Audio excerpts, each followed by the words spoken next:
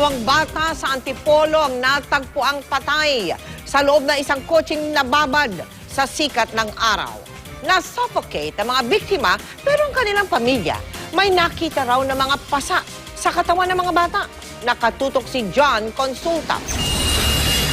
Madalas makita naglalaro ang magkaibigang Renz Gao at Aljo Malaco, kapwa 4 na taong gulang sa barangay Santa Cruz, Antipolo City. Kaya nang hindi maaninag ng magulang ni Renz ang anak kahapon ng umaga, agad nilang hinanap ang bata. Suspetsa nila sa katabing Cavalier Subdivision naroon ang dalawa kung saan lagi silang nagagawi. Baka nandyan lang yan sa tabi. Kasi mahilig naman yung bata maglaro at saka makipanood ng TV dyan sa mga kapitbahay lang. Yun lang naman lagi ang kanilang ang kanilang libangan maglaro. Pero sa halip na mapanatag, dalamhati ang naramdaman nila matapos makitang patay ang dalawang bata sa loob ng isang nakaparadang kotse mag-aalas 3 ng hapon. Bata pa yung anak ko.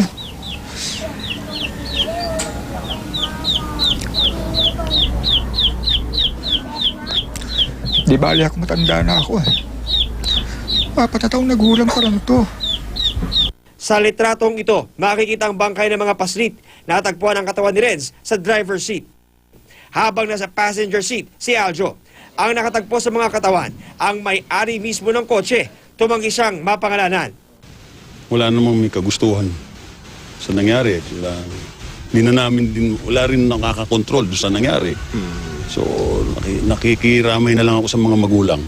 Para makasigurong walang foul play sa nangyari, pina-autopsy ng pamilya ng bata ang mga labi ng mga musmos. Kutob ko lang na parang sinadya. Hindi yung sinasabi nila na kutob o na-aksidente.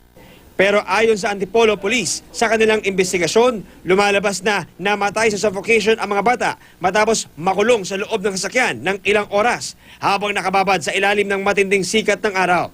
Hindi daw naka-lock daw po yung kotse na yan. Nakapasok sila sa kotse.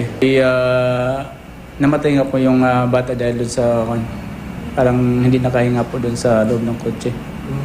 John Consulta, nakatutok, 24 oras.